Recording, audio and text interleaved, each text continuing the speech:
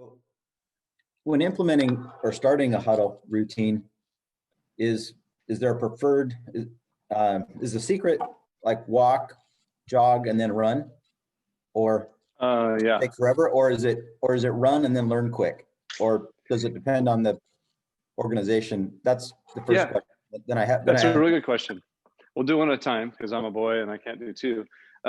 It's actually, before you walk, it's actually just lift your head up and go, would flow, create the kind of lifestyle value. So I think it's really important, especially for leaders, and I know you are one, to say, is it really possible that living a different way can create the kind of results, the kind of blessings that I want my team and my customers to experience? So to me, that's the lifting your head up part. And then, maybe a little bit of crawling towards the direction of shall we do it? And I'd say working with your teams a little bit to say, if we actually huddled every day, like how long does, and so maybe observe right now how long it takes from an idea to get to an action. So you have an idea of your baseline. One of the things that I want to make sure that we're encouraging is do a little bit of math to say, what is the current state, so that you'll have a story to tell. And what I mean by that is to build into the culture that you're creating at Northwest Bank, to make sure that the next generation of leaders can go, hey, when we do huddles, we want you to know why we did it. The way we worked before would cause about a 3-week delay. And we want to get that down to 3 minutes. And the huddles allow us to do it. And my personal experience with your bank is your team already does understand it, because you outperformed every other bank on the continent to get PPP loans done. So what that tells me is you have a team that understands flow and creating value, or you have a couple of people who just worked their butts off, maybe both.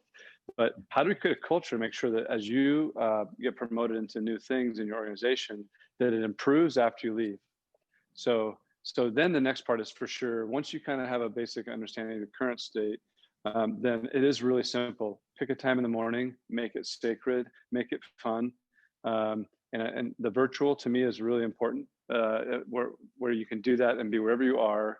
And so for us, 7:30 to 7:55, not a minute past, and usually less. And then from 4:30 to about 4:42, that's now sacred time for us.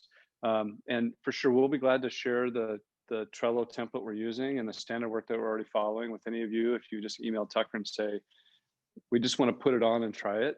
But the problem is you'll have some naysayers in there in your group, if you, in most organizations, maybe not true for your bank, who will start bitching and moaning about, oh, I don't have time for that.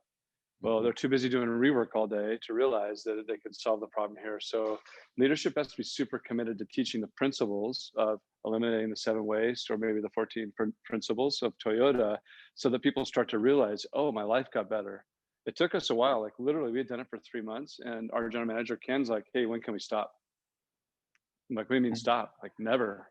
Like when you put a bullet in my head, that's when we're stopping, not before. And it took quite a bit of help from our friends to actually help us get to the point where we would continue it. And he actually kind of accepted me being kind of a jerk, saying, no, we'll do this forever. So even with everything we know about waste, he was like, this is kind of a hassle. And partly because it wasn't good enough yet. So we had to say, well, what would we need to do in the huddle to make you want to be there? And that's when he started leading it, to say, well, I want to hear this. I don't want to hear that. Okay, great. Build that in the standard work. Make sure that's part of the deal. He was like, I'm tired of hearing somebody say, I'm going to work on this. I know they're not gonna. I'm like, well, your job is the conductor. Tell them to play the damn flute. Tell them to play just that part. If they tell you they're playing and they're not, then yell at them. I don't care. Do something, right? So it took us really coming together around the principles of, how are you going to know and show truth? How are we going to give our best for our best? How are we going to improve every day? If you don't do this, give me a better option. So it was a hard fought battle to get it across the finish line here.